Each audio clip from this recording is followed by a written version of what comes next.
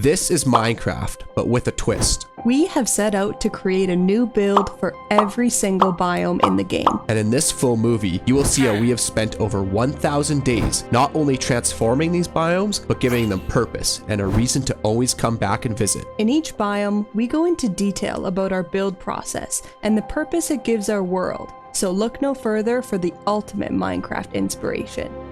I'm Sid. And I'm Nick, and this is By the Biome, the first 1,000 days.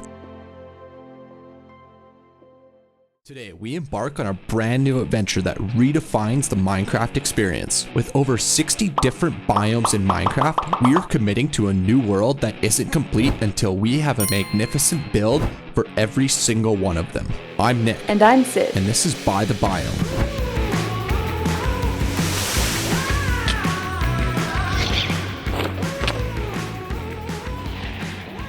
Okay, this is the brand new world, and to really make this series interesting, this is a big biome world, which means we could have biomes that are literally tens of thousands of blocks apart. So I'm jumping into this world kind of blind. I know one thing is for certain, is we need to find a village and set up a temporary home to kick off our Minecraft life. Now, while I go on this adventure to find a suitable starting location, let me tell you all some more about this wonderful new adventure we are embarking on.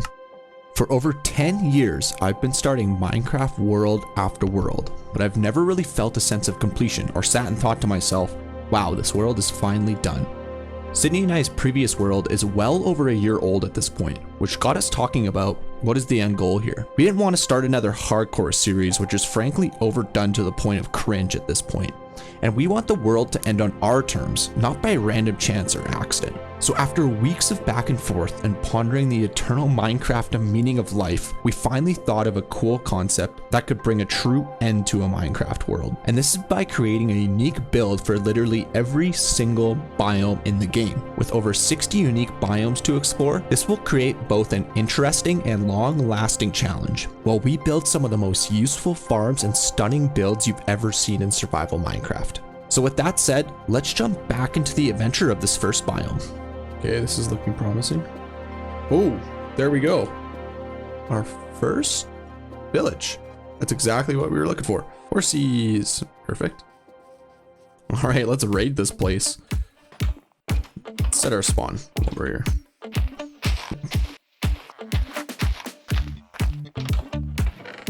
Oh, here we go. Lovely. Okay, let's get some stone while we're here. Upgrade our tools. Perfect. Any iron in this hillside? Oh, looks like we might have some over there.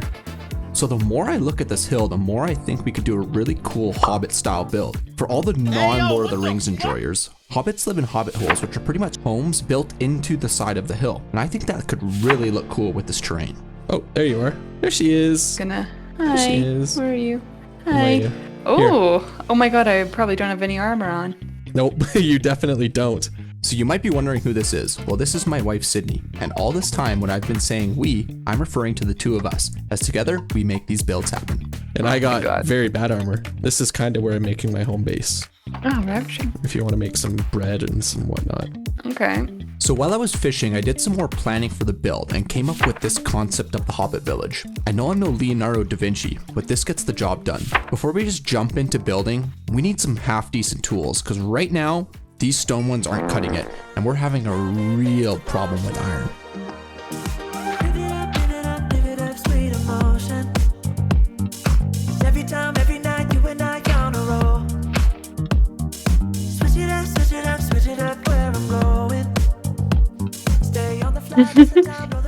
I see how you're making him come to you. Yeah, you like that? Very good. Very good. Such a good zombie. It was at this moment that he knew. He fucked. Oh, what? No! What? I didn't have the zombie properly in there. Oh, and he got out with the name tag. Oh. No. Yeah. So I need to fish for another name tag. Oh, he's dead. He died in the sunlight. Seriously. They ask you how you are, you just have to say that you're fine when you're not really fine. So while I spent literally hours fishing with no luck, Sydney went on a big mining spree and found our first diamonds. And with all the levels I gathered from fishing, we were able to get some half-decent starter tools, so we were just about ready to get started building. So you said you had some yummylicious stuff for me? Oh, yummylicious. Some equipment, some tools, some... Come here. All that's for me? Yeah. Holy shit, thank you. You're so However, our nice. color palette of block choices is looking a little skinny right now. Village. Oh, and there's a ruined portal here too. And there's a big ravine. This is gonna be fun getting home, I'll tell you that much. Oh, dark oak. We found it.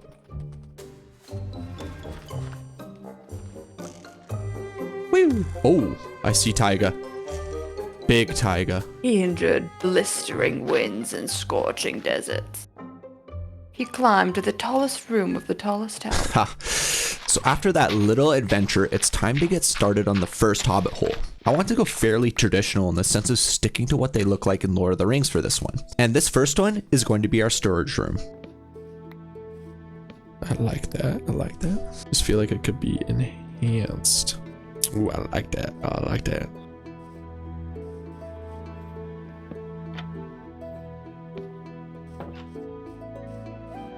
Needs more depth. Needs more depth.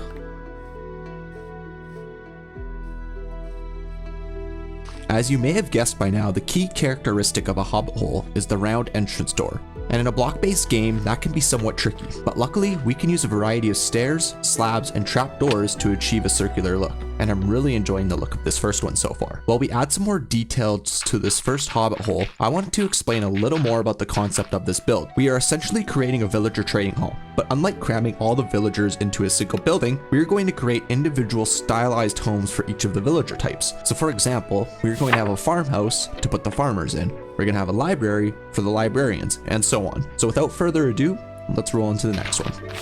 So I think any good farmhouse needs a water wheel, because how else are they going to grind the wheat and churn the butter?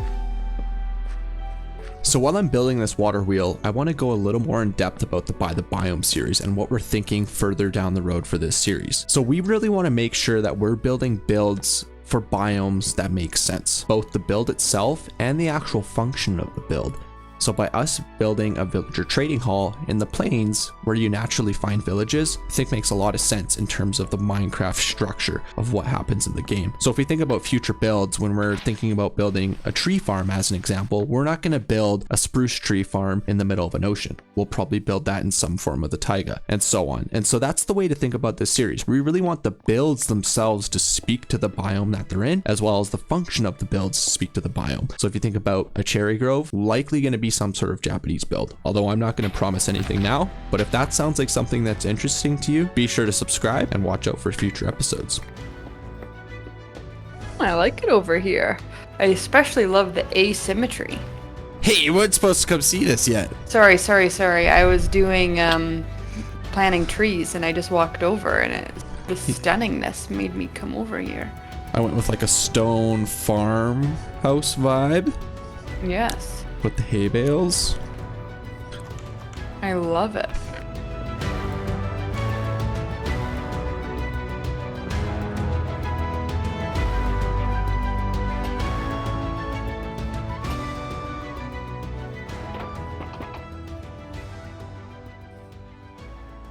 Alright, this place is really starting to come together. With the animal pens done, it's time to move on to the nether portal. I think this is going to be a bit of a focal point for the village, as it will be one of the higher buildings and the purple into the nether portal is really going to pop.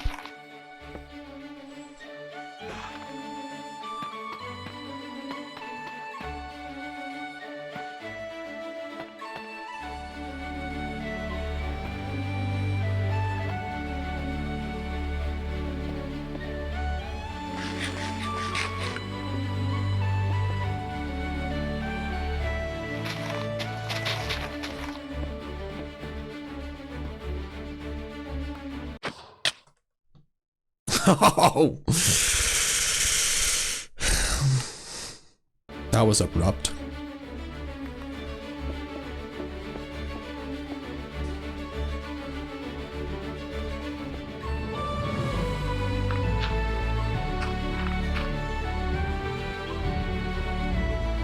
That is the nether portal mostly done, well, except for the nether portal part itself. But before I go on the next big adventure, we need some enchanted books. You also might be wondering what Sid is up to. Well, I've been working on the exteriors. Sydney is working away on the interiors of the previous builds, since she is way better at interior decorating, both in Minecraft and real life. And don't worry, towards the end of this video, we'll be doing a full interior walkthrough so you guys can see all the magical work Sydney has done.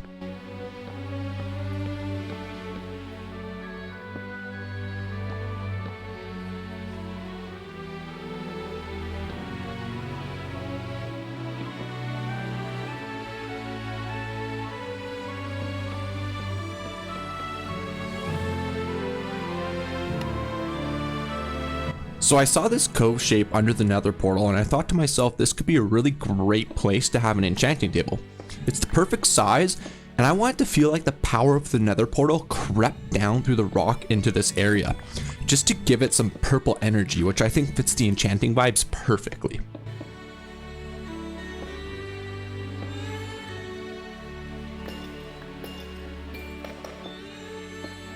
And I think we've finally had enough of no elytra, so it's time to prepare for battle. And since Sydney is generally afraid of combat, I'll be taking on this challenge alone.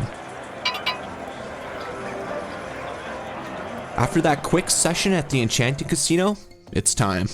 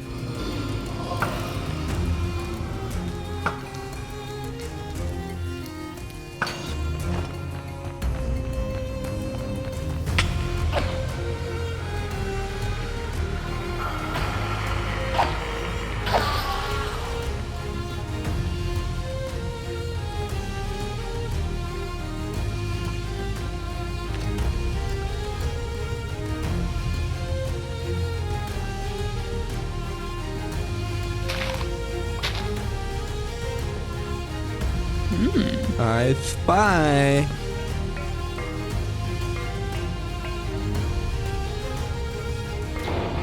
Oh my gosh, that scared me.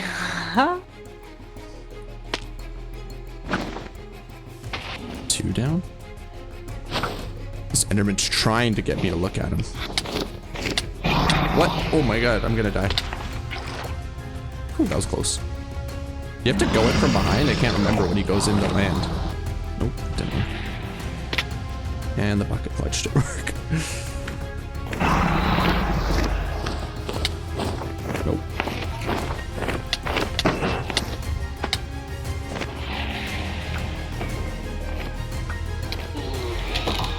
We got him. You got him. Ladies and gentlemen. That's loud. Oh, you can hear it too. Oh yeah. Got him! Alright, after a few too many near-death experiences, that is the Ender Dragon down. Now I think getting elytra is actually pretty boring, since once you've done one end city, you've kind of done them all. So I'm going to skim through that real fast, and we'll get right back to building our incredible Hobbit village. Oh, this is a glorious moment. Savoring it, I'm savoring it. Whew! Sky's the limit. All white. Come see. Whoa! Oh my gosh. These three are ones to check. Whoa. Look at all those. Can I take a elytra? Yeah, take one. Whoa! Sweet! Ooh, and very, very good. Take whatever you need. stuff. This next build is actually one of my favorites, and it's the blacksmith. I wanted to give it a classic medieval style look, so we have a lot of stone and then anvils, smithing tables, iron chains, all about that really make it look like a working space. After I built the main building, I really felt like it was still missing something, so I added a huge forge off to the side, and I used mostly darker stones as I wanted it to look like it has been there for a long time and just covered in soot and ash that is baked into the stone, and I really love how this one turned out.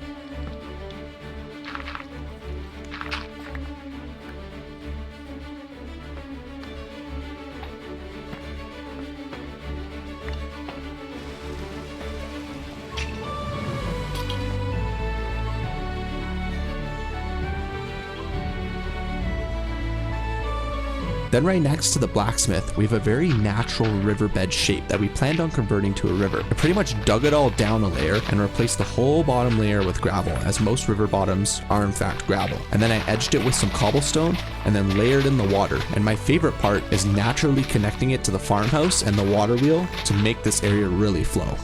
Pun intended.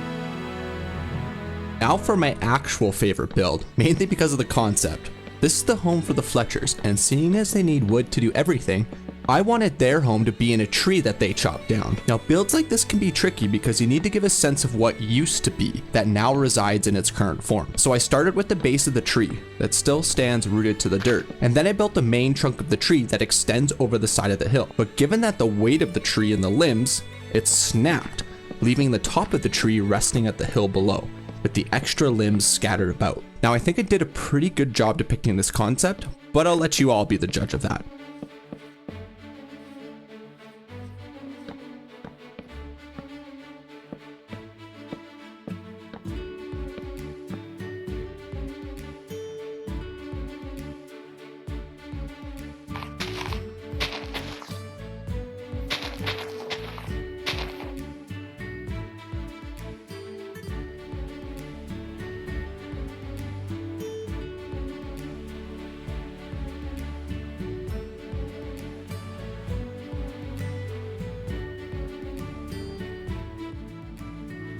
So we have done a ton of building so far in this video, so let's take a quick look at the before and after of this entire Hobbit village.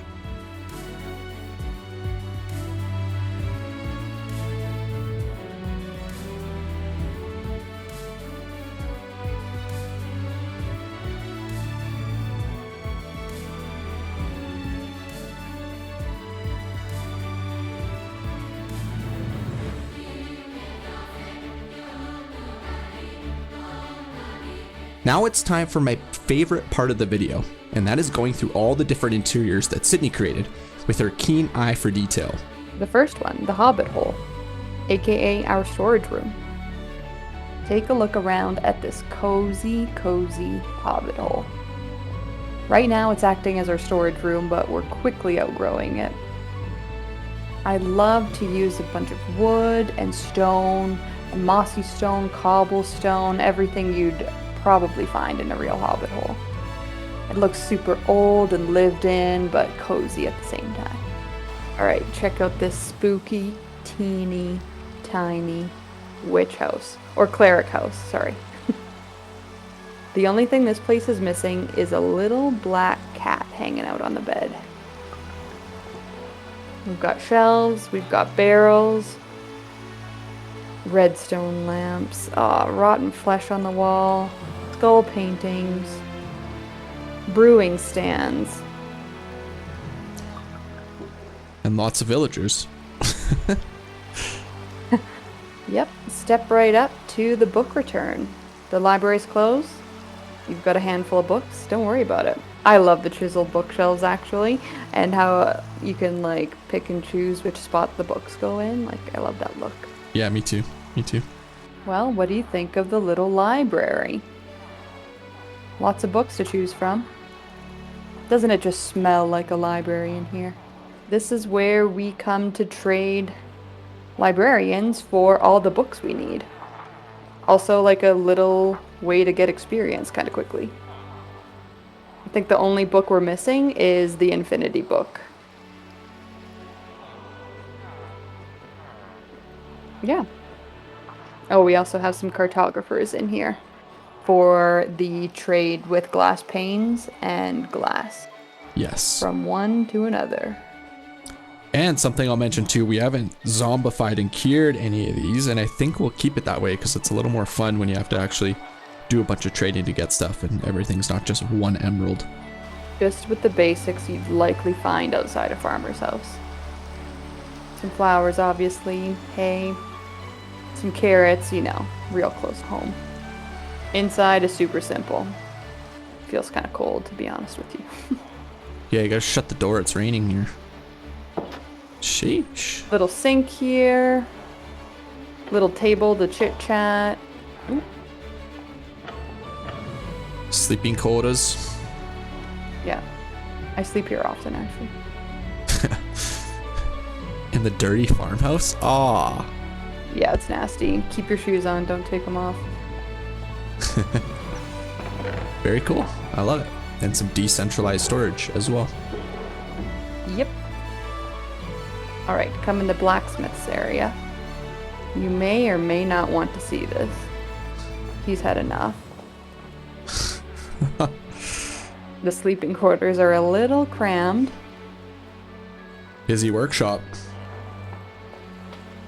Yeah, it's basically a trade school over here. Everyone's learning from everyone. Well, they just spawned an iron golem in the fire pit. Oops. There are so many, what do you call these things? Smithing tables. No, all of them. Workstations? Yeah. There are so many workstations crammed into this area. Yeah, it doesn't really look like it because they're kind of all spread out and tastefully placed, so you don't really notice. Yeah, best thing to do is to go get a bunch of iron, get in here and trade. Leave here with like 2 stacks of emeralds.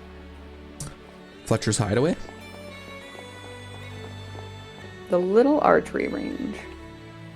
Archery range. Bullseye. Bullseye.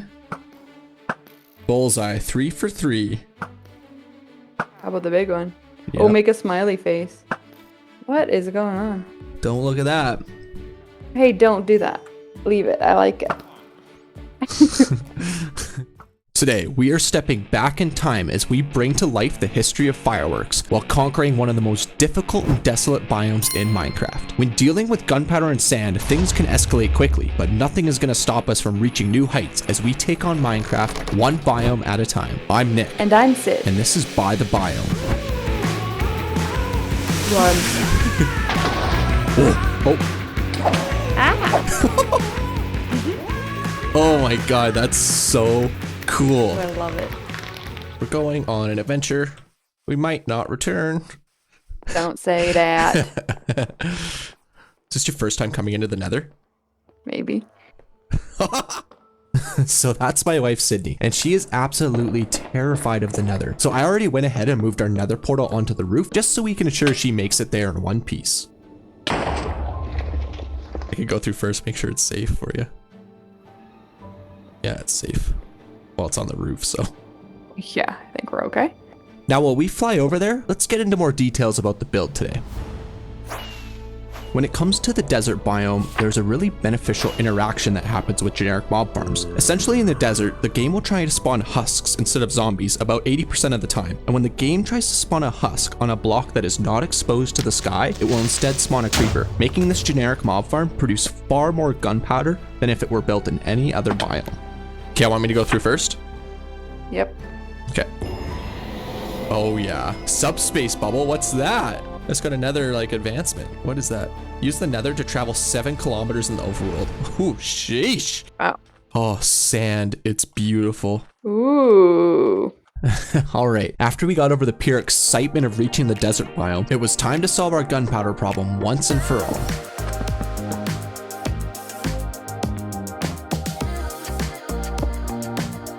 Two, 3, 4, 6, 7. Counting's hard. Do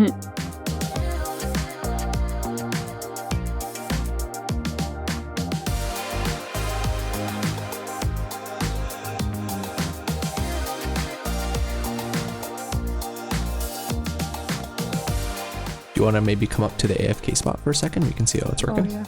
Woo! There she goes. Oh yeah, instantly. That's crazy, hey? Holy smokes. It's not ending. Did you see that? Oh my gosh, yeah. That's quite the sugarcane farm. I like it. Oh, rockets. It's beautiful. Now that we can freely take to the skies, it's time to start putting some brain power towards the build itself. As mentioned earlier, the desert is a pretty desolate biome, which presents two pretty big challenges. What do we build and what blocks do we use? And hopefully some nicer blocks than these fools. And not only that, we need to also cover up this mob farm. So it's time to dive into the minds of Nik and Sid for an example of what our build planning process is like. We come across inspiration from so many different places for our builds, but for this one in particular, we look to the history books. As legend has it, gunpowder was invented in China nearly 1100 years ago when Chinese alchemists were trying to create the elixir of life, which quickly came to be called fire medicine. More on that later. But after many hours of reading and researching, we just knew that we had to pay homage to the history of gunpowder and create a Chinese style build. What does a Chinese style build even make sense in the desert? Well, as it turns out, China is actually covered in nearly 30% desert, and this will actually be a super fun challenge to create a Chinese style build using the desert color palette. And after many more hours of flipping through architecture books and scouring the internet for inspiration, I took to creative to bring the vision I had in my head to life. It's the right shape and size to cover up the mob farm, also function as a blank canvas for our creativity to run wild on. Okay, enough of me flapping my gums. Let's get the final preparations done so we can actually build this in our survival world. See if I find some cool landscape flying around. The big biomes, you see some cool stuff. Yeah, it's cool to fly around. It's not so like chaotic because things aren't changing so quickly. Yeah, it's like, feels like a proper world, you know? Oh, and mud. Forgot about mud. Yes, get mud, please. I love the sound it makes. Oh, the mud sound. This is like a red sandstone. Here, I'll get one shulker box of red sand. Can you show me where to go? I'm coming with you. Yeah, follow me. Right behind you. Oh, it's right here.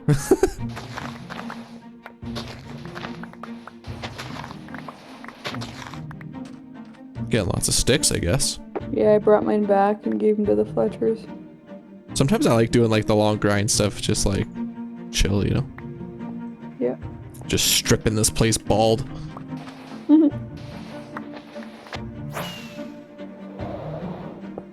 Oh, we already have enough red sand. White terracotta time? Yep. Let's go, we'll burn daylight.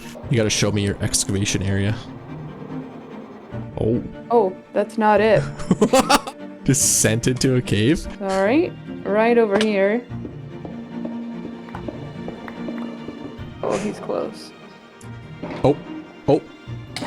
Ah! Saved you. You dropped I think you nicked my hair.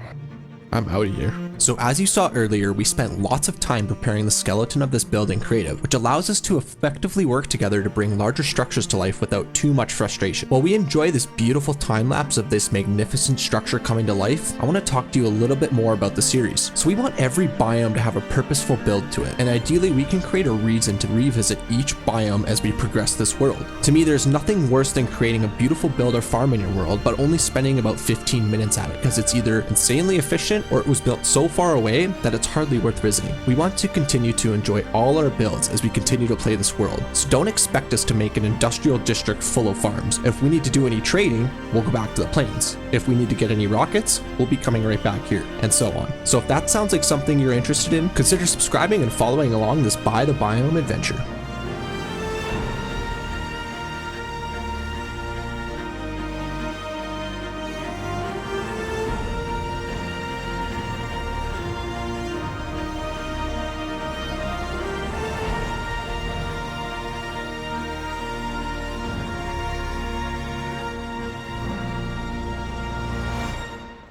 I did not think all of this stuff would take us this long. Just the I thought we'd foundation. get to the fun stuff today. I know. Sheesh. So after multiple days of work, we finally have the base structure that covers up the mob farm. But now it's on to the fun stuff, and we really want to make this build feel alive, and more importantly, make it look like it's an operational firework factory, which is going to involve a lot of work. But first things first is to bring in some of the workers. Where's the nearest village? Let me go get a vantage over here. I've got both of the camels from both of the villages that are close. Okay, so they're like close enough to get some villagers? Yeah, they're fairly close. See if there's any villages along the river here. Oh yeah, this one's like close enough. I have no wood on me. Oh goodness. You're in the desert, mate. You know, in Tunisia, they just make like underground homes. Really? Yeah, there's like no building materials, so they like dig into the sandstone and just make underground homes. Wow. Kind of like everyone's like first house in like Starter of Minecraft. Oh. Oh, this build's looking cool when you fly in. Oh, there's already 2 villagers in a boat over here. You must have done that. And one's a baby. They said, we want a new life. En route with the first villager. Okay, I think this is about where we want the encampment, next to the bamboo. I'm gonna create a little sand house quick. Oh.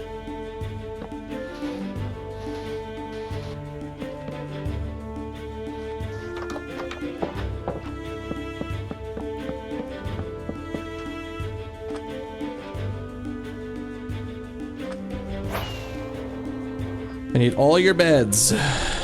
Don't ask any questions. They said, who is this guy? Time to absolutely cram beds in here. Alright, let's see if they start breeding, I guess. Yeah, we'll have to think of a design for the village. I'm not, or the encampment. I'm not sure yet. And it's gonna be ugly, like black. Ah. Not cute. Not clean. Not fresh. Like in The Mandalorian. You know, they fix up the rocket ships? Yeah.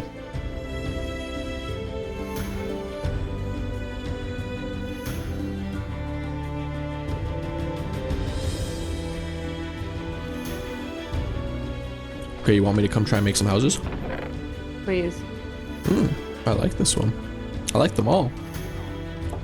Thanks. I like the lean-to style with the mud brick and jungle, actually. I want to make one of those.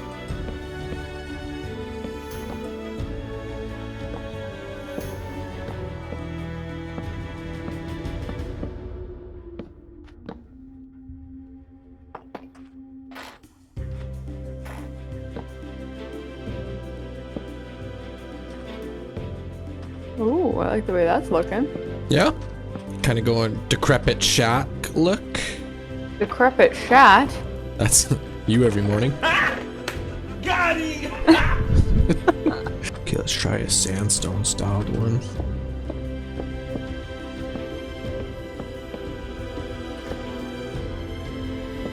That's a depressing looking house. Holy.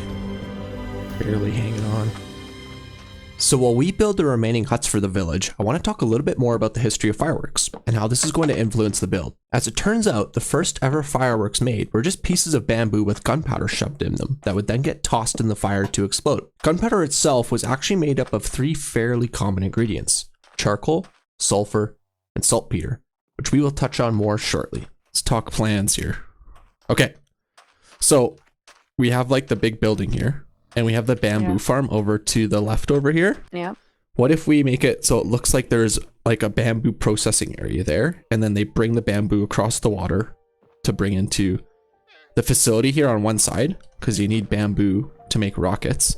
And then on the other side over here, by the rocket testing site, we have the crane to extract all the different materials to make the actual gunpowder. And we have that feeding into the factory over here. And then they meet on the inside to make rockets. Yeah, that sounds ravishing to me. Okay.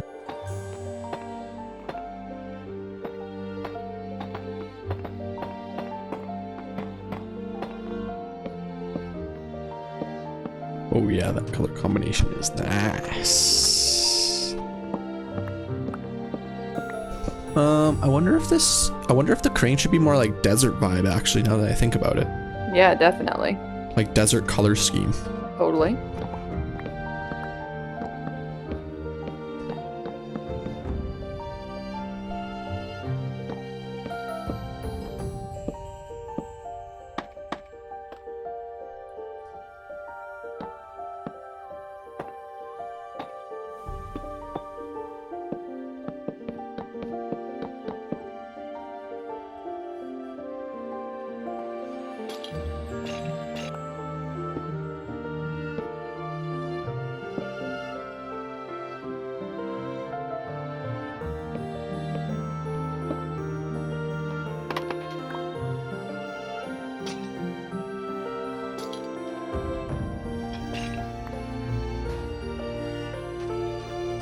Mining for sulfur.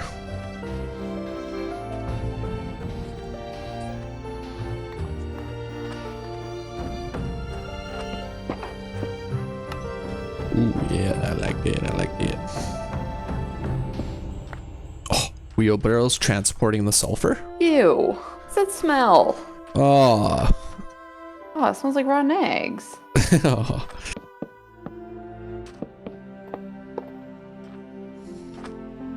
Bundles of logs. I think I want to make like a little furnace that the logs are going through. And then like logs go in one side and charcoal comes out the other.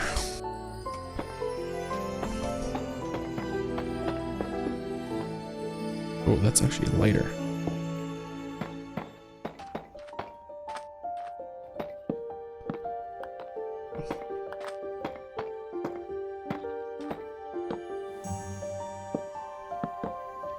Ooh, I think that looks cool. We have the light logs going in, and aka the charcoal, in this case obsidian, coming out. I need to make the bamboo piles for bamboo processing.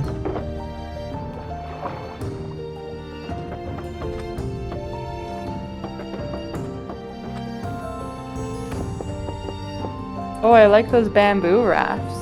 Yeah, you like that? It's like that's what they're using to transport the bamboo across the river from the bamboo forest. Oh yeah, I like that. Yeah. We have the pile of sulfur and the pile of potassium nitrate. I'm going to add, you know, I have the big red door on the front. I'm going to add smaller versions of that on the sides here for where the sulfur and the diorite's being brought inside. Little taller, please.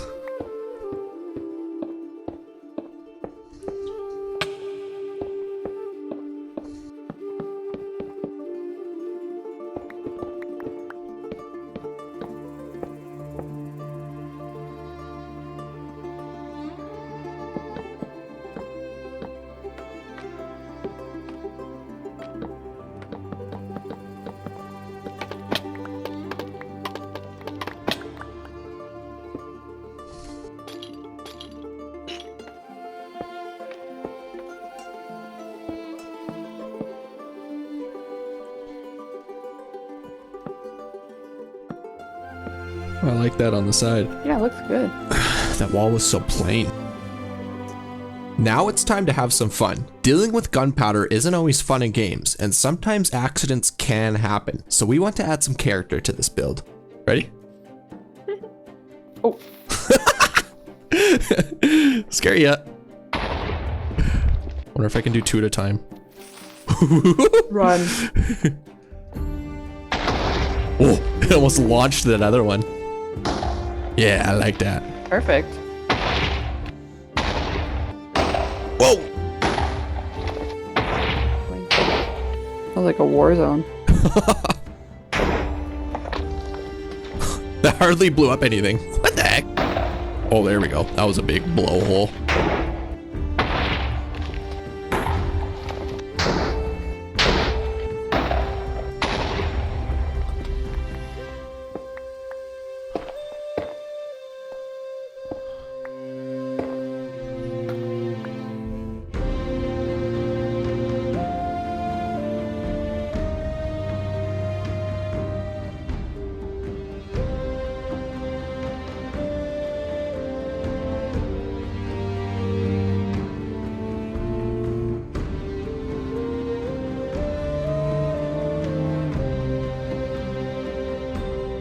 So we currently have another portal sitting up there in the top window, but I'm actually not in love with coming out another portal and having to fly down. If there's ever a scenario where we come through there and we don't have a light or anything, it's gonna be a real pain to get down from there. So I want to make sure we have another portal that's on the ground. And also another thing that I would like is having another portal that's not necessarily in the build itself, but off to the side. So when you come out of the nether portal, you can experience the build. It's like you're entering into the new world and you actually get to take it all in, not just pop right inside the build and not sure where you are. Yeah, I think here's a good spot, like right next to the path. Oh yeah, and then you'll pop out of the nether portal. Oh, this is gonna be so cool. I don't want to spoil it too much.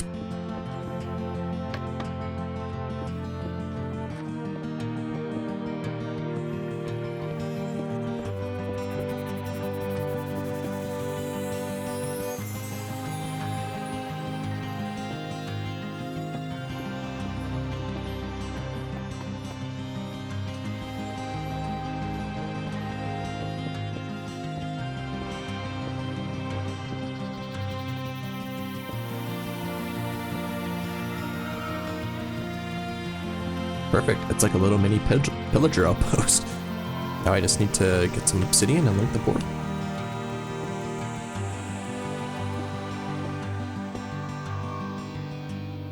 Now after another few hours of final touches and detailing, it is time for the final build walkthrough. But first, let's take a look at how we transform this once barren landscape into a fully functioning firework factory.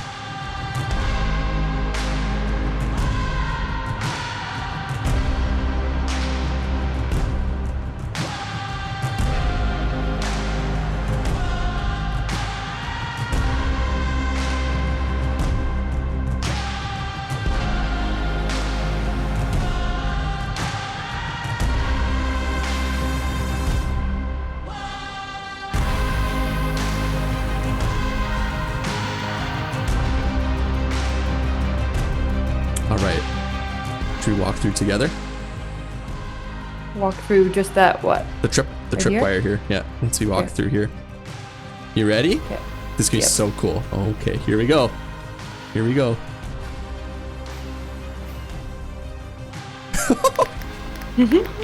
Oh my god, that's so cool. Oh, I love it. That's like, what a way to come to a firework factory. Okay, we got to do it again. One more time. Here, we'll run through it. Ready? Let's roll.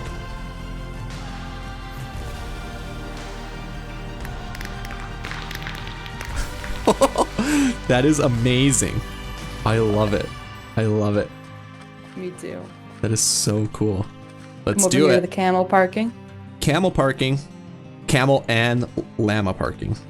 Yeah, don't get too close. This is for all the daytime commuters to the factory, all the different workers we need and all their various modes of transportation. What I love about this is all the different blast holes we have in the ground from all the different accidents that happened with the different firework tests around the factory. And it just makes it like, it gives it like a new landscape type feel, like it's desert plus, you know? The mining camp. Mining site, yeah. Usually there's workers over here that work at the grindstones. I don't know where they are. They're slacking off today. Oh, here they come. They're just waking up, I guess. They're on strike.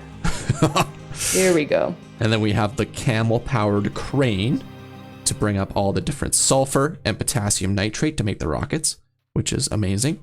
And we have the giant rocket test launch site. I wish we could make this launch somehow, but we'll just have to give the illusion of that for now.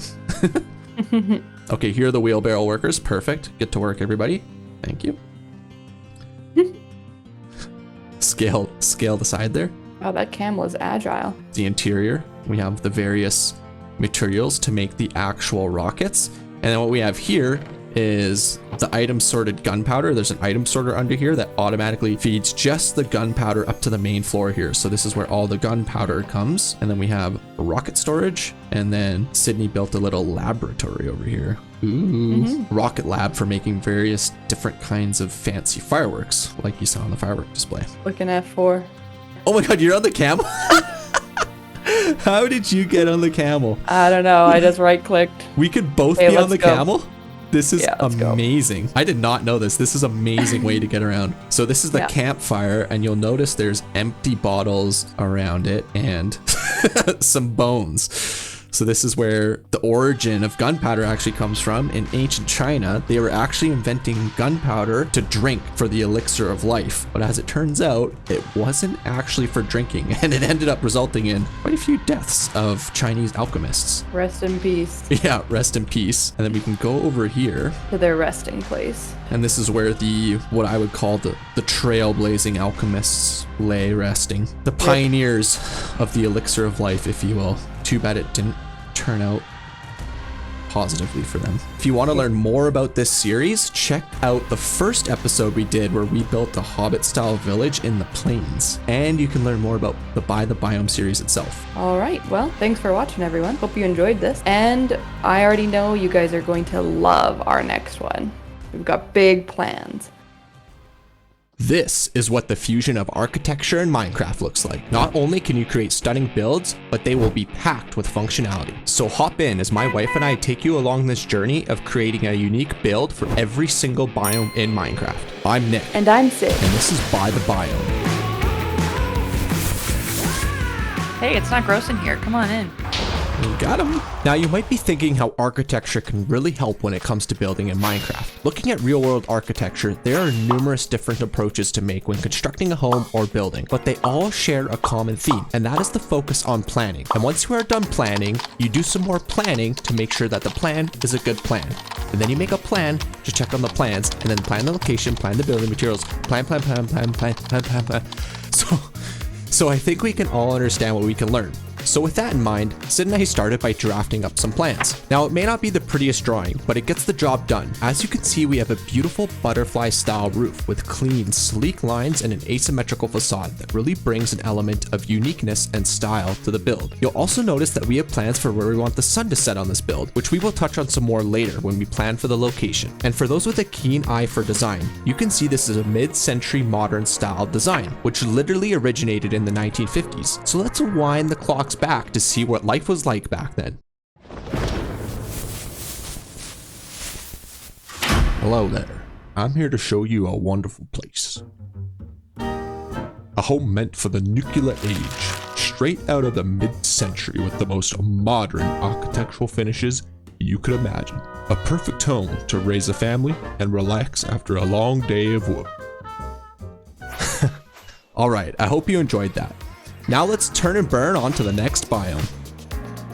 Given our last build was in the desert, we didn't have to fly very far to find the Badlands, but we don't just want any spot in the Badlands. We have some very specific requirements, and these will apply for all Minecraft builds, so pay attention. The first consideration is lighting, and we need the house to be south-facing as we want to maximize the natural sunlight coming through the windows. And second is elevation, as we want this build to be up on a hillside to maximize the view of the landscape. And that brings us to this perfect spot that's elevated up on this hillside, overlooking a beautiful body of water with clean sightlines looking north and south. Perfect. And as the saying goes when finding a home, location, location, location.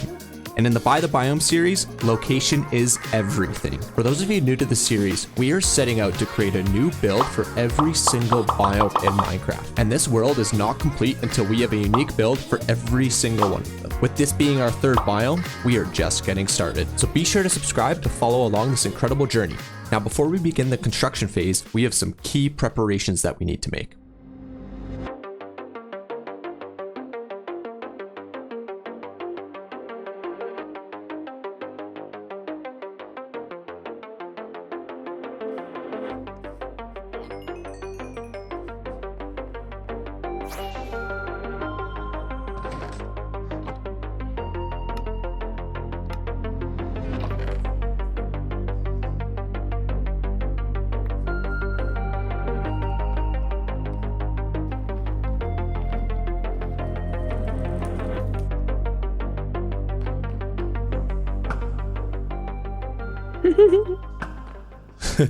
A terrible fortress.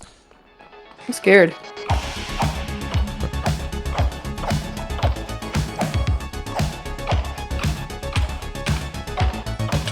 Yes, I got a skull. Oh, nice.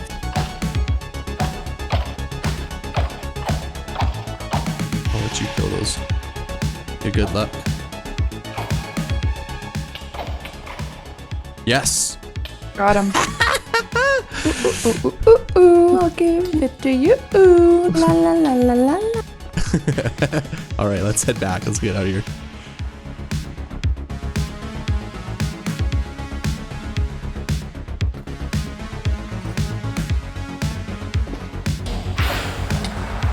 We got him. Wait.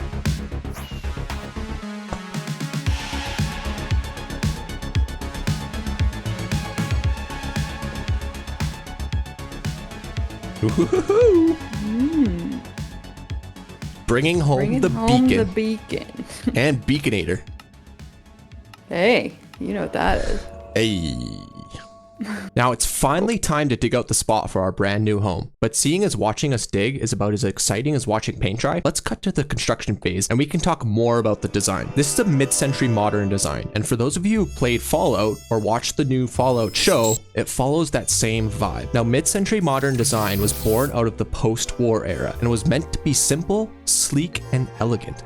but also to be able to be mass produced to house the many nuclear families after the war. Although the concepts of the design are simple, making aesthetic Minecraft builds with these principles requires some careful thought. For the facade or front of the house, we use quartz as it provides a great contrast to the Badlands environment. Then floor to ceiling windows of black glass trimmed with black stone so we can really enjoy the surrounding view of the home and also provide some sleek looking windows. And of course, the biggest feature is the large butterfly style roof with progressively larger overhangs the further out it goes. You may also have noticed that this house is actually quite large, and that is because this is going to be our new home base, which is going to have to accommodate a few key elements on the inside, which Sydney has done a great job of planning out in this sketch. As you can see, we're going to have a huge storage room and then an enchanting area as the main functional areas. But we also need this base to be more than a house. We need it to be a home, and adding all the typical rooms that you would find in a mid-century modern home is going to accomplish that.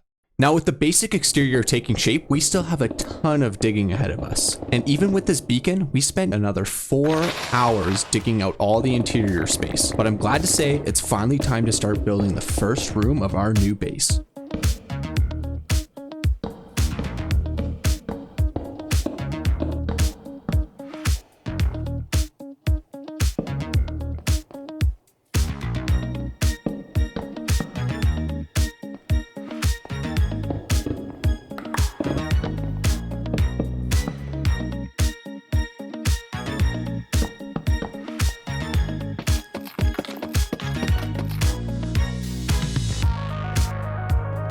Okay, it's coming together.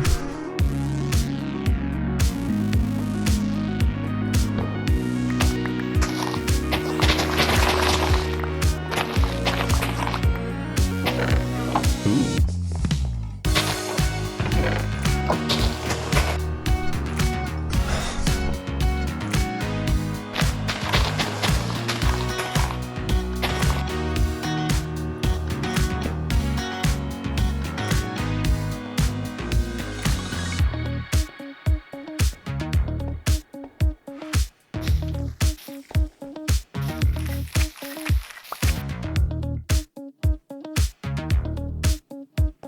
Oh, there's a zombie coming for you. Oh! Look out! Look out! I'm coming to save you. Thanks. Hitting him with my pickaxe. Okay, the next area I'm doing is gonna be the farming section. Yeah. Then like carrots. Possibly.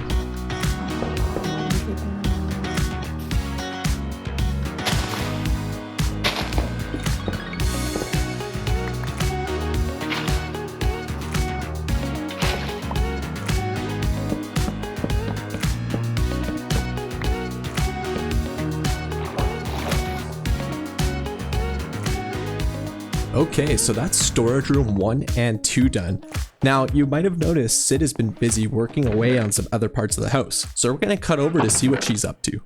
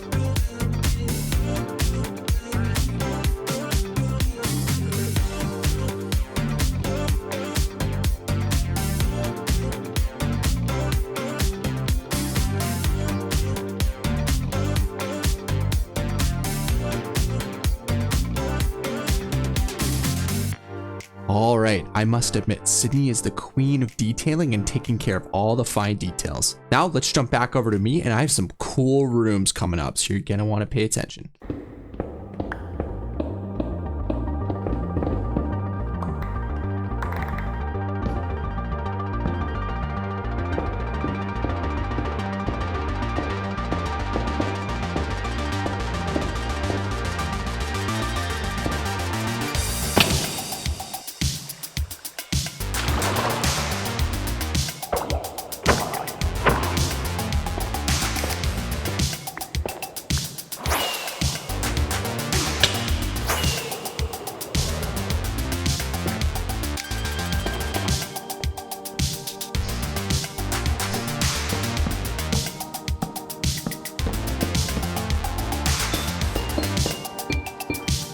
All right, want to see the stone storage area?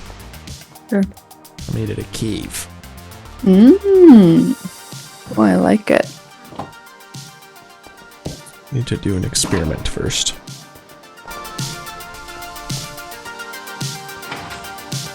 Dang it.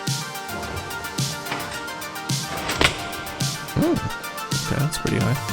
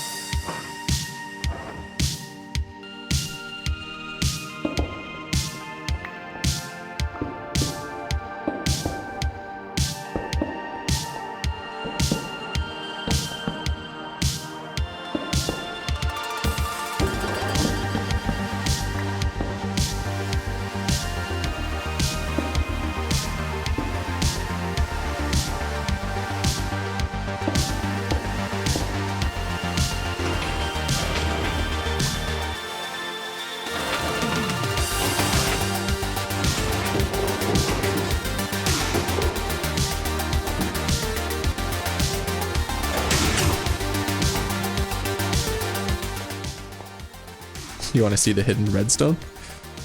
Yeah. It's a little janky because I'm not the best at redstone, but it's kind of fun. What do you do? Ready? Can I You try it now. Ooh. Oops. You have to make sure, when you drop down, you have to make sure to like walk to the middle of the room. Yeah. Wowee. Ready? And then you just go like this.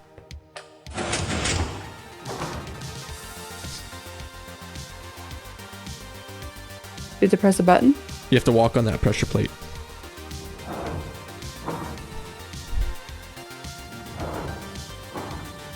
Lit. That's kind of cool, eh? Yeah, I like that. Good job. A little different.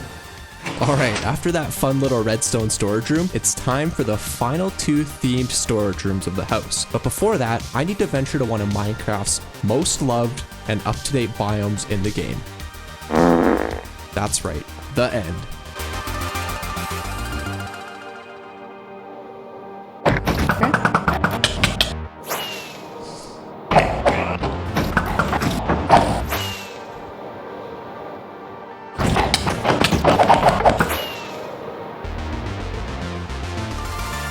And a book. Nice.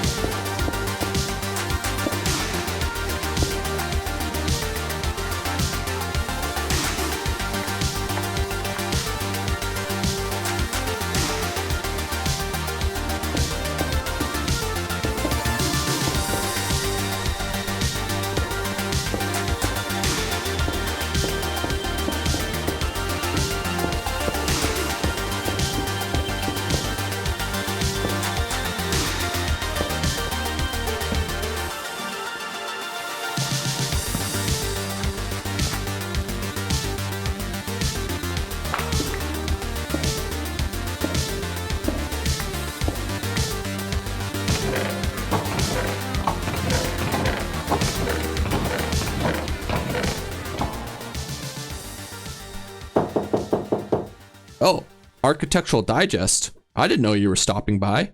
I guess you can come see our wonderful mid-century modern architecture house full of the coolest rooms and decorations you've ever seen in your life. Come on in.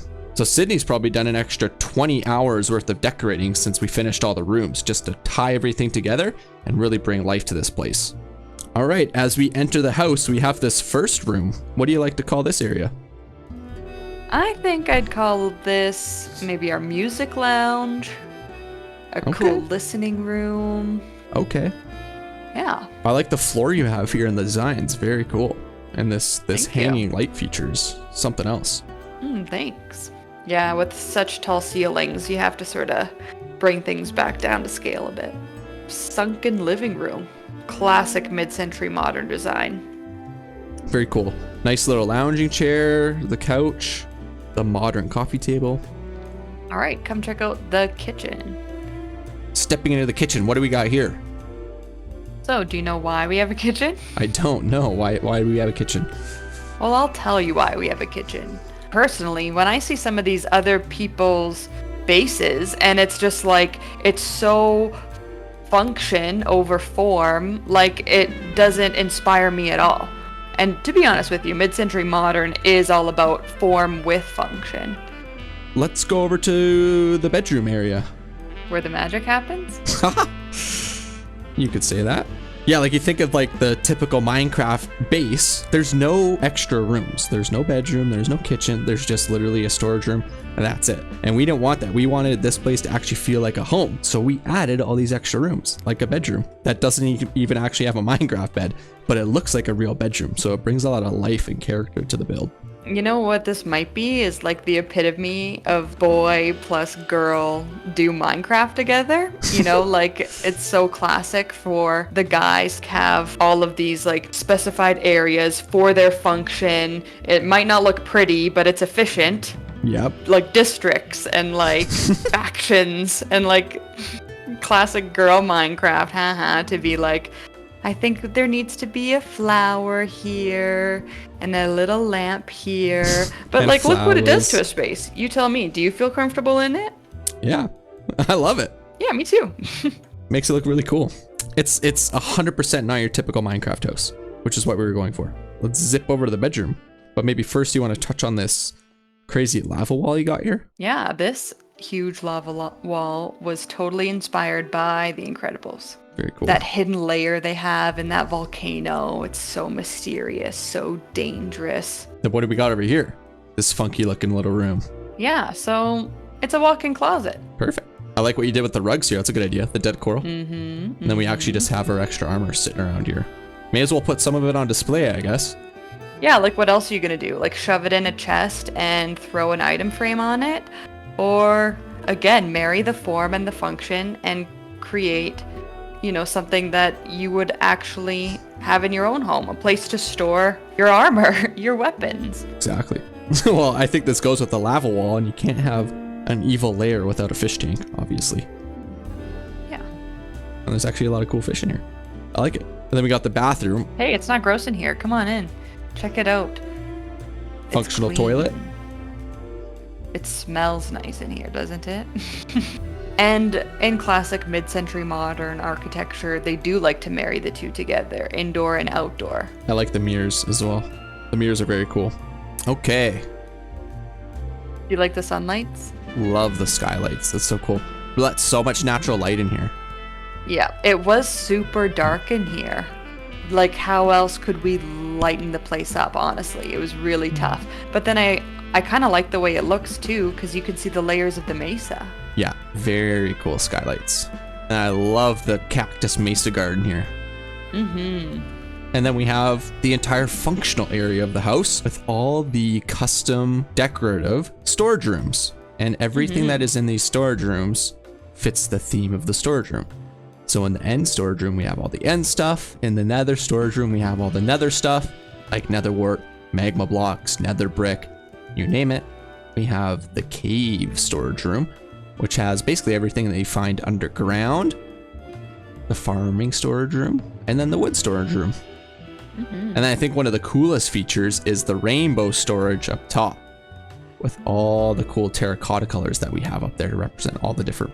Yep, and all the concrete and the wool and the dyes. All the colored items are up there. Yeah, everything. Do you think that's the coolest, or Secret redstone room? Our evil lair. you honestly will not find me down here? Then finally we have the garage. And for those who are interested, you can check out the Patreon linked in the description below if you want to download this build or any builds that you've seen, as well as a bunch of other world downloads that we have. So be sure to check that out. And we have a bunch of other information in the description that you should check out. And that brings us to the end of By the Biome episode 3. Thanks everyone for watching. See you later. Once upon a time, there was a husband and wife who wanted more out of Minecraft. A way to give it purpose, something to strive for, to die for, an end goal. So they set out on an amazing adventure to create a new build for every single biome in the game. And today, we watch them take on the swamp. I'm Nick. And I'm Sid. And this is By the Biome.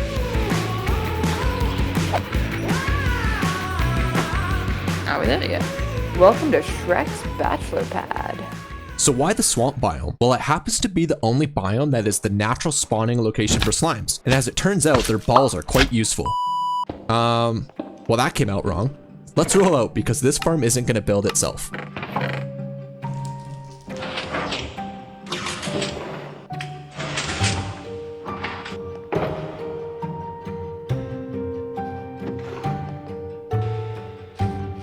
For those that don't know, this is a big biome world, so when traversing between biomes, we take advantage of the nether, and even then, it could be thousands of blocks between builds. So let's just say we use quite a few rockets on our journeys. So we need a slime farm because we have a ton of automatic farms that we still need to build, which require a crap ton of slime blocks and sticky pistons.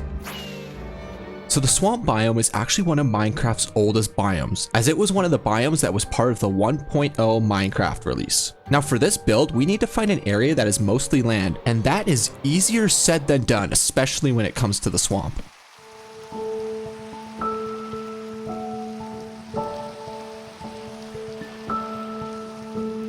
So in true swamp fashion, it's raining. But now that we have this area prepped, we can actually start building the slime farm. And as it turns out, we need to put this thing underground because once again, I'm not the sharpest tool in the shed. I hope that doesn't continue to be a theme throughout this build. Hey, a rainbow. Pretty. 2, 3, count after. 9, oh, 10.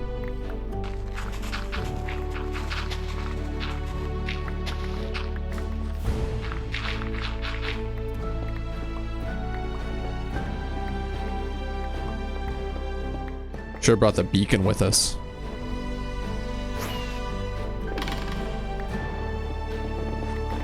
Oh, this is so worth it. Perfect.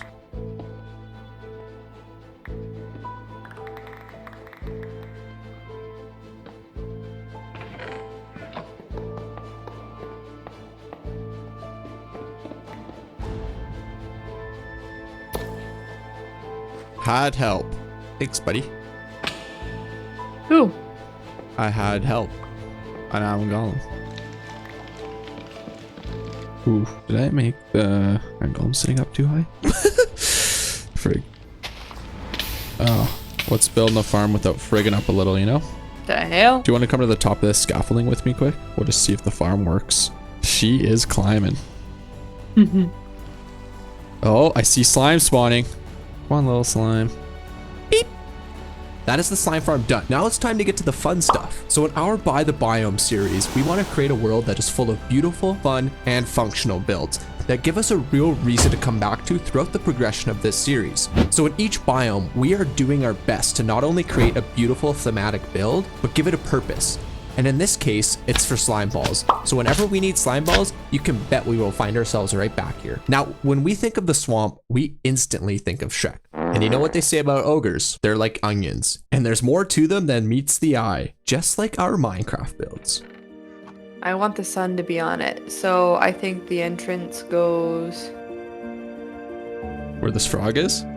Yeah. Yeah, I agree.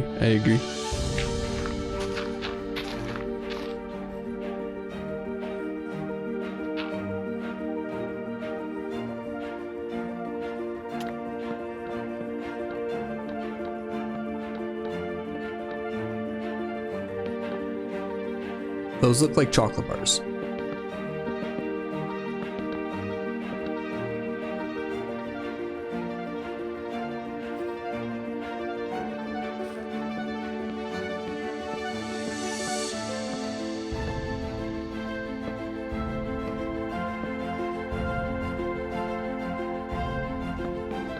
Want some more dark oak? I'm good for now. I'm not using dark oak. I'm using spruce. Oh.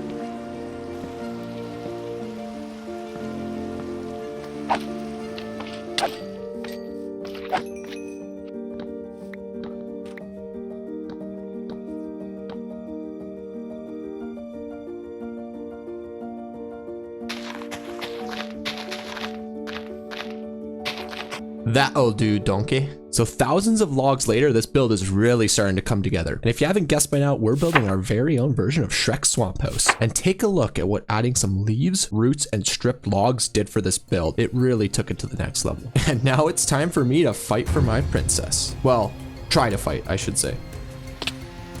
Oh, I almost died. Oh my god, look at all those monsters. Yeah. Holy shit. What the hell happened? Get out of my swamp. Holy sheesh, be careful. Let's just fly away. Bruh. I'm killing them.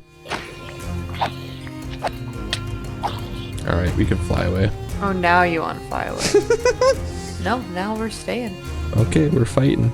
Yeah, I'm killing all these slimes then.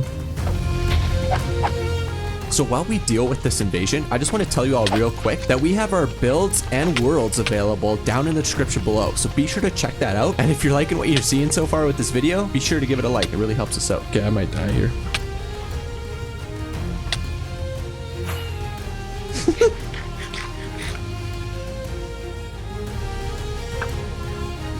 Ooh, that was a snipe and a half. A little baby slime. It's time to die.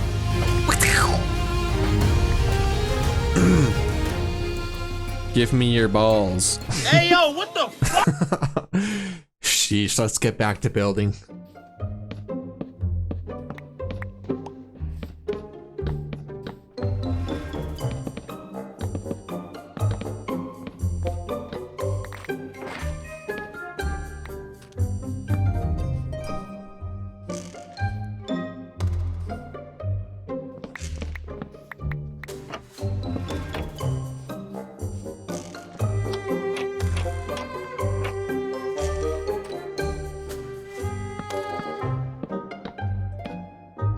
I do not know how to make this swamp hut look good.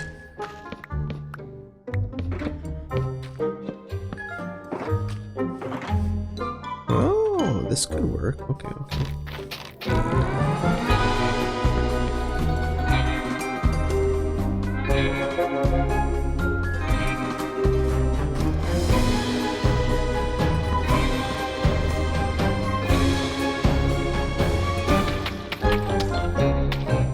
So as you can see, I was really struggling to get that right look and feel for this iconic little outhouse that Shrek comes out of at the start of the movie. But I think we finally got something that looks acceptable. That looks a little better, I guess. This is high level Minecraft doing this, honestly. Oh, the rooted dirt looks like poo. Oh. Okay, so this poopy outhouse actually serves as two functions. It's the iconic outhouse from Shrek, but it also functions as our nether portal. And so we like to do this in all our builds, or we have another portal that actually isn't part of the main build itself. And so when you come out of the nether portal, you actually get to experience the build and you're not put right into the action.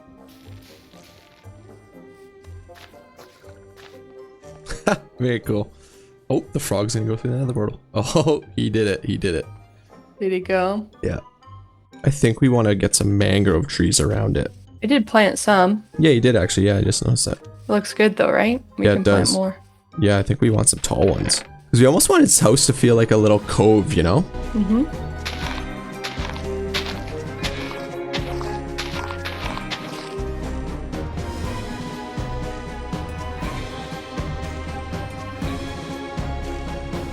All right, that's feeling a little more grove-like.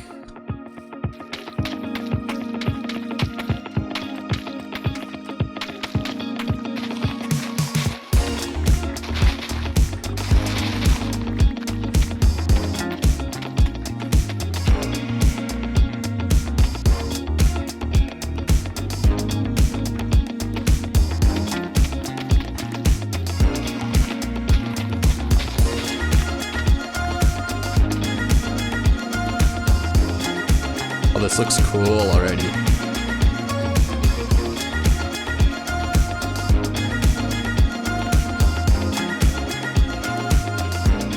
Oh, pillagers are here. Are they? Yeah, we gotta keep them. We gotta trap them somehow? Yeah, shoot.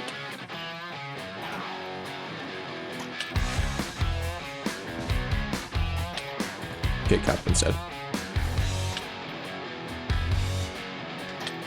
Block him with a chicken. Can he like grab something? Or we have to give him a name tag maybe? Or put him in a boat. We gotta put him in a boat. Get in the boat! Oh, he's coming after you. I'm coming around the backside of the house. Here, let's try and get him in this boat. Lure him into the boat again. Oh, ow. Get in the boat! Make sure to watch your health. Get her in. Looking. Well, now that I have an arrow in the top of my head. Literally right through the top of my head. How'd that even happen? What the heck? It's like when Fiona goes to take out the arrow that's stuck in Shrek's ass. Yeah, Shrek's arse. So you'll see why we have some pillagers trapped later, but let's check out what Sydney's up to on the inside of the stump.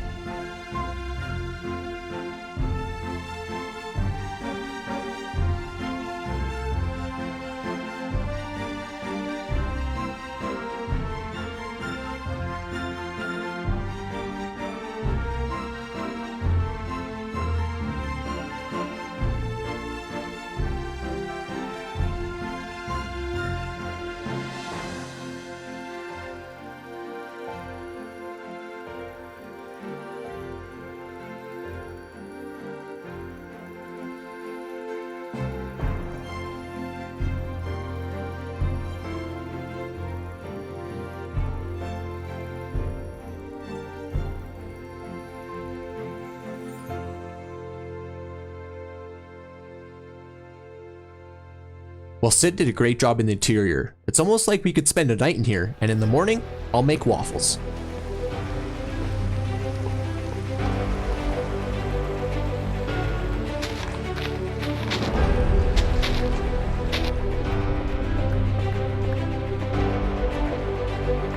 Hey.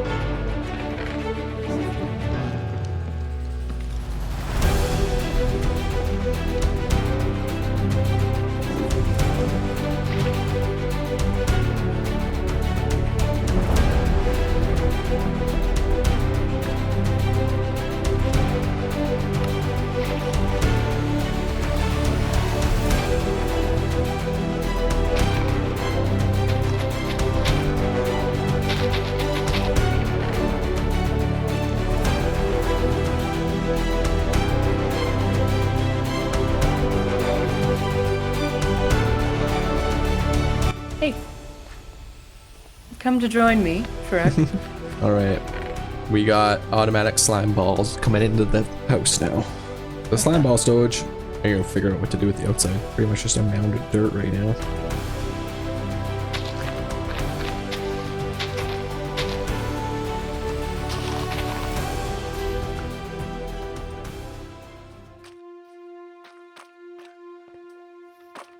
Ah, that's enough work for today. Let's go relax for a bit.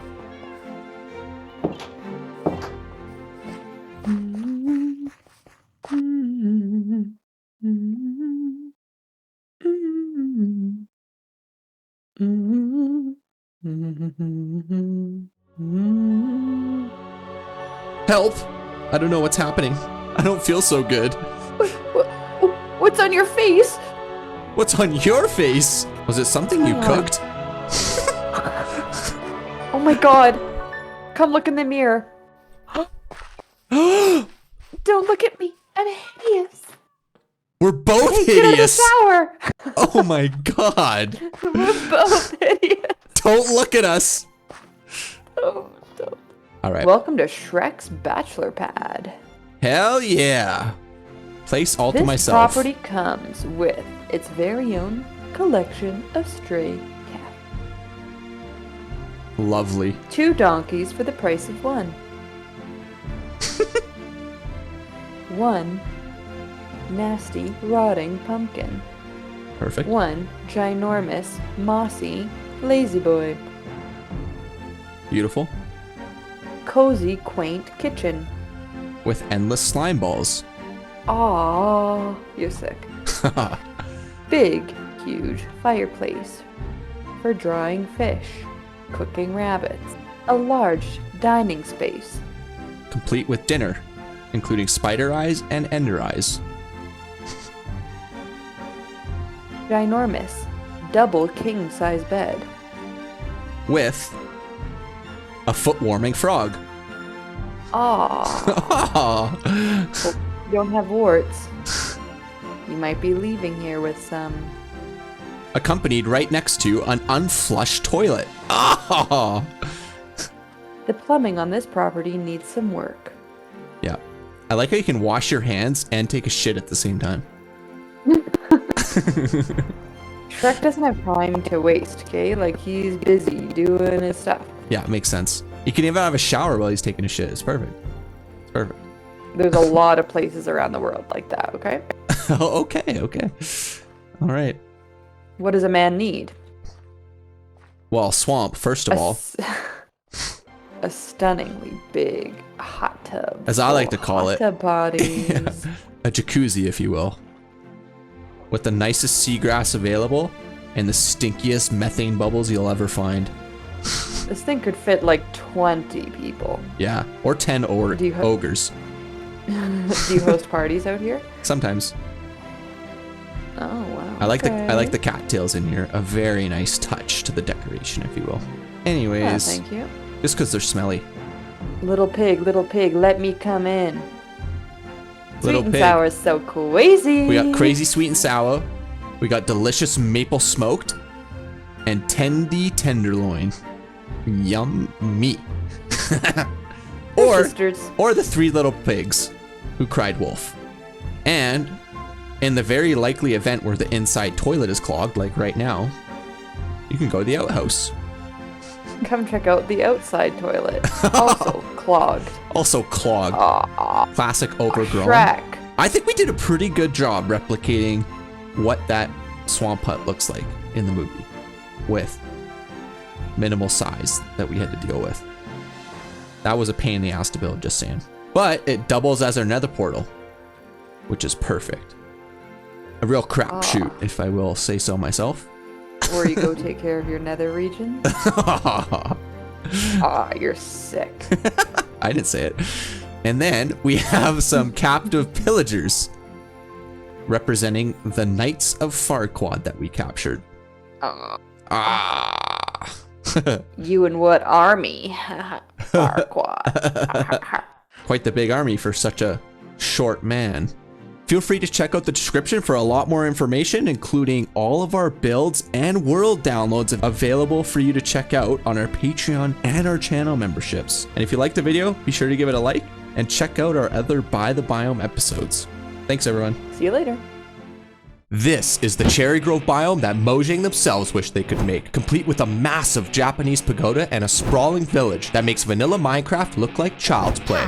I'm Nick. And I'm Sid. And this is By the Biome.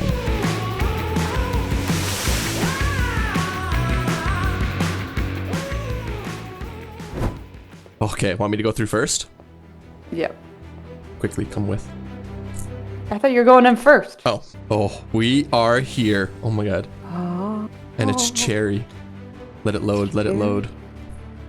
Oh my gosh, we were pretty close to the lava there. Yeah, that's kind of scary. Hey, here's the village right here. Oh my god, little bunnies. So we actually spent a ton of time in creative and chunk base looking for this specific cherry grove biome. We needed a cherry grove biome that had a village, had a really cool view, and was big enough for all the builds that we have planned for today's video. Oh yeah, that's a cool cherry grove island, hey? Maybe we get some signs and just like plan out a bit what we want to do here? Yes.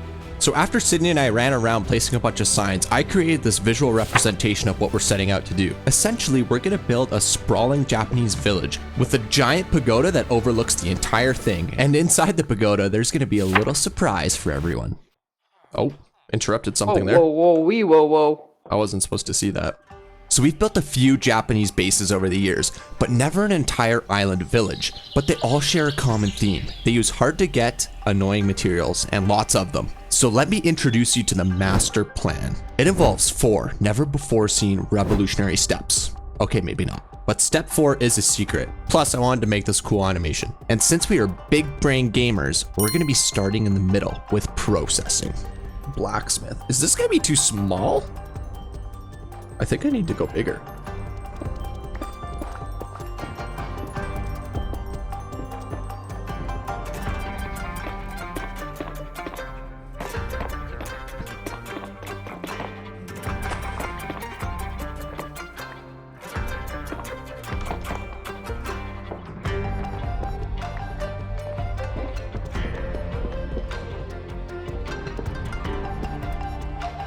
That don't look Japanese enough for me. Domo arigato, Mr. Roboto. Oh.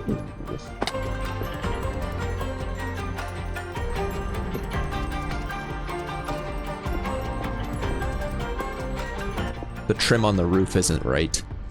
I can swap for mangrove, I think. All right. Okay, I think that looks better.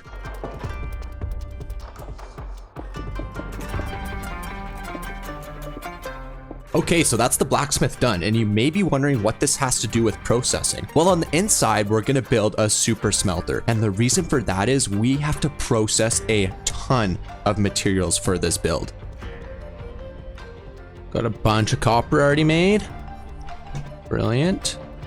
And we also have infinite lava sources for the fuel. So while I was busy creating a super smelter with an automatic fuel source, Sydney was busy breeding villagers. Now this is an important step for our master plan, but we'll get to that later. Now we need to get to the gathering, and for some reason I decided to use copper in the roof of this pagoda, and in turn we need over 4,000 cut copper blocks, which equates to 36,000 copper ingots. So as you can imagine, we have a ton of copper mining ahead of us. And for some reason, the only copper mining I know how to do is the dangerous kind.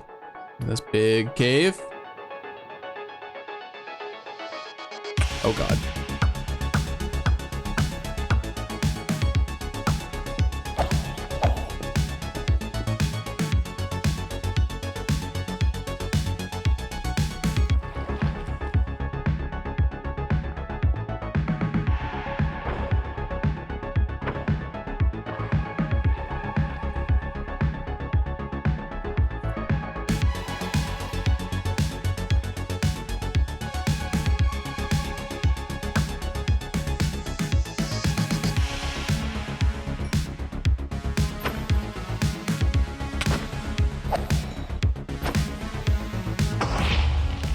coming back. So that was one of many mining sessions that Sydney and I ended up going on. As you can imagine, we wish we waited till 1.21 Minecraft came out to do this build. But anyways, let's start progressing towards building this pagoda. Now, as I mentioned earlier, we're going to be putting something inside the pagoda, and that is going to be an automatic cherry tree farm. So in this By the Biome series, we try to create a function in every single biome that we visit, and this one's function is to give us automatic cherry wood. And fun fact, to process 36,000 copper ingots, it takes 12.5 hours using the furnace array that we have set up. So that gives us quite a bit of time to build this cherry farm.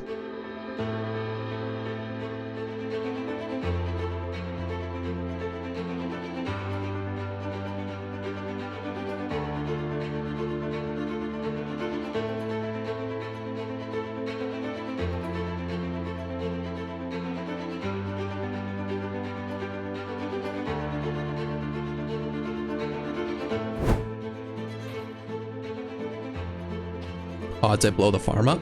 Hey. Hello? Oh, hello? There's creepers like in our house and all over the place. Oh, really? Yeah. Need me to come kill some? Well, no, but I was killing them and then calling you and saying, Zoe. oh no, there's creepers everywhere. I was placing TNT at the cherry tree farm and I'm about to do the first test. Just to test the TNT part. Are you scared? Because I am. Oh, geez. Here we go. Oh, I better not die. I better not die. Oh, I took some damage.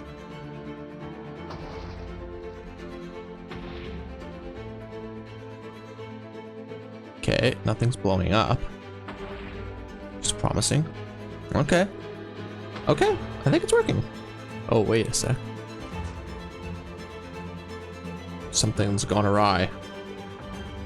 So after a bit of troubleshooting, we had the cherry farm up and running, but we still had a ton of time to fill before we could start building this pagoda because we have all that copper to process. Now we require a few other materials that require us to go to the underbelly of our world to gather.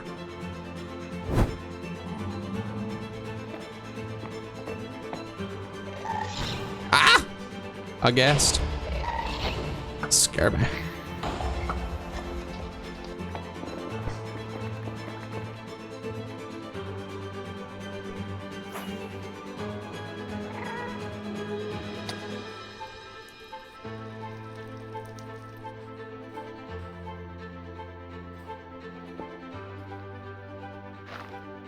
Alright, very well. Come here, wither skeleton. I want to kill you.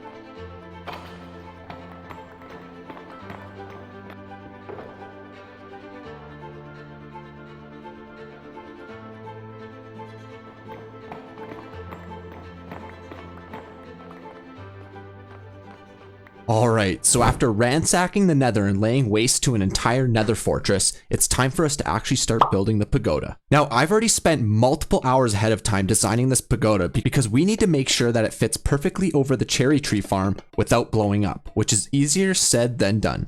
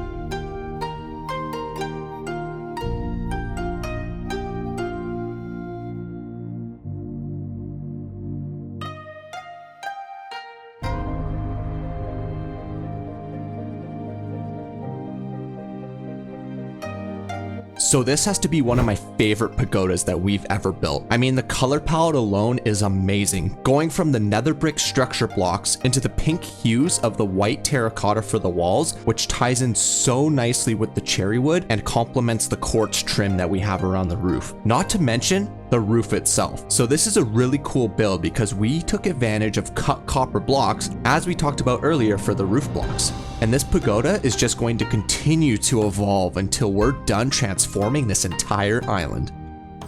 Oh, you scared me. Oh yeah, good point. So be sure to check out our Patreon if you want to be able to download this build and any other builds we've done. But now it's time to build the sprawling village that the pagoda is going to overlook. And this is an important part for the master plan. Now that we're done the first 3 steps, it's time to execute on the 4th one.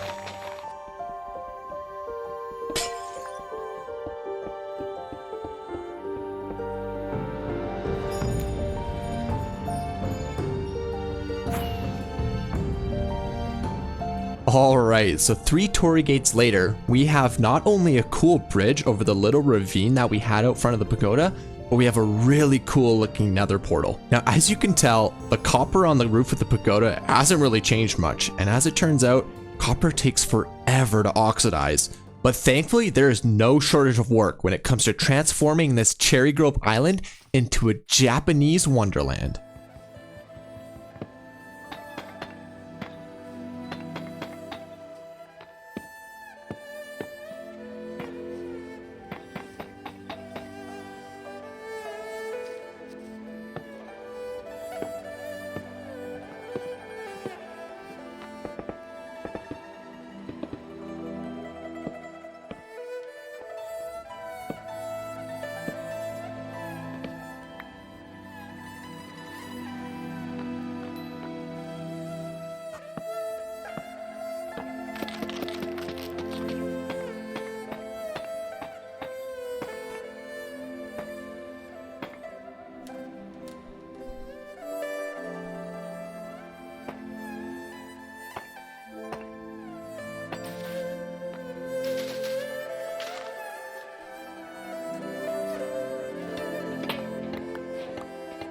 What are you doing? I'm redoing the one copper house roof. That's okay. Sorry, redoing? Yeah. Where? It didn't have Japanese style. Where? Who? Our little storage room. I just finished building a Japanese house right next to it though. You should know what you think. It's a little tiny one on the hill. Oh yeah. You see it? Oh yes. Oh, I like the floors actually. Yeah. Cool, looks like carpet. I'm not doing the interiors though. You do the interiors. Good. That's my job, but thank you.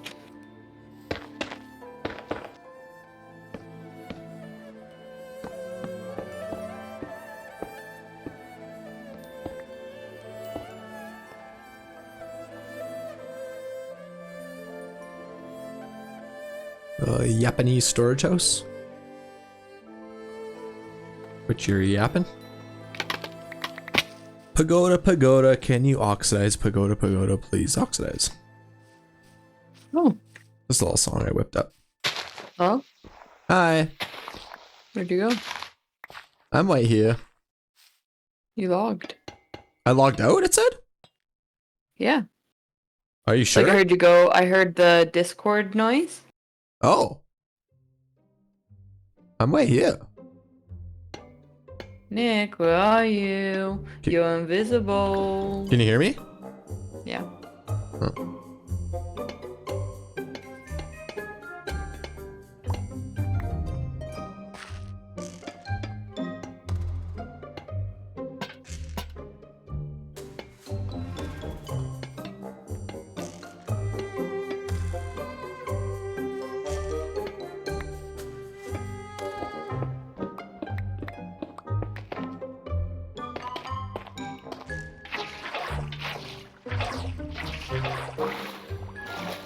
Bit of a leakage over here.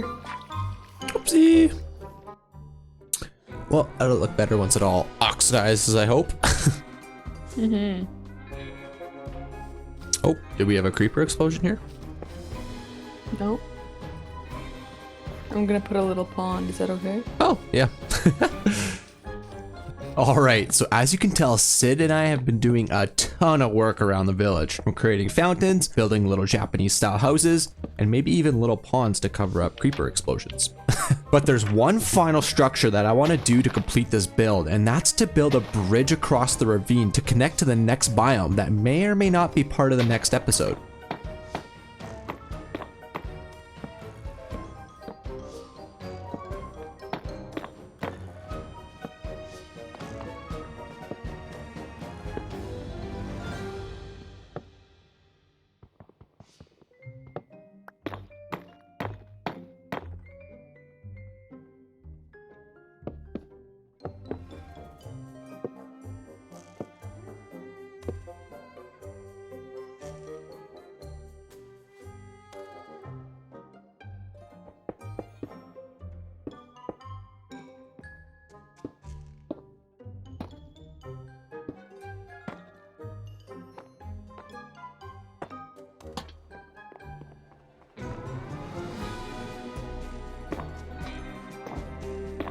Alright, with the bridge entrance done, it's time to check in on the pagoda and see how the oxidization is going. And as it turns out, it's actually coming along quite nicely. And I noticed once a couple pieces started to oxidize, it spread out from those pieces to oxidize the rest. I don't know how copper oxidation works, but that has to be something to do with it. Now it's time to build the actual bridge. The entrance for the bridge, now we need the bridge.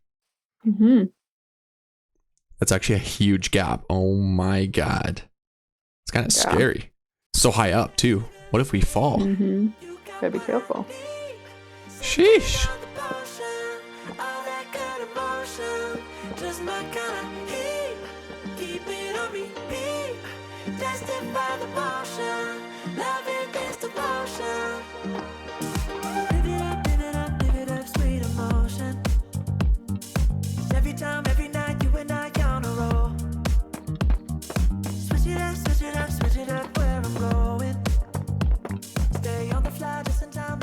And as you can see, I took my first attempt at building this bridge and it looked terrible. So I went over to Creative to test a number of different designs. And after multiple hours of trial and error, I think I finally found a design that I'm happy with. So let's slap this thing together and then we can jump right into the final build walkthrough.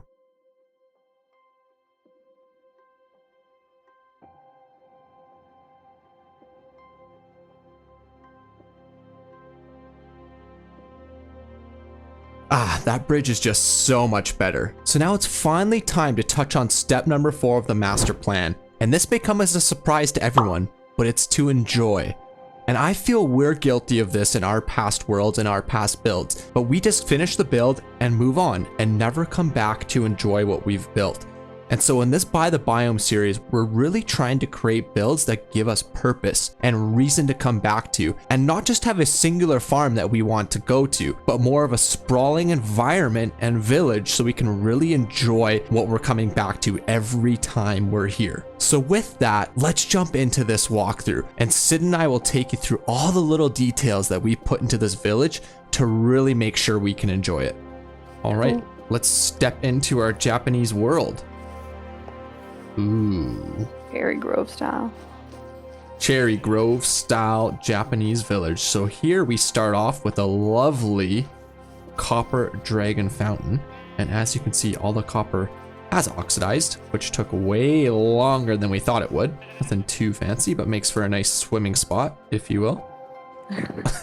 And as we walk past the fountain, we enter the Japanese village itself.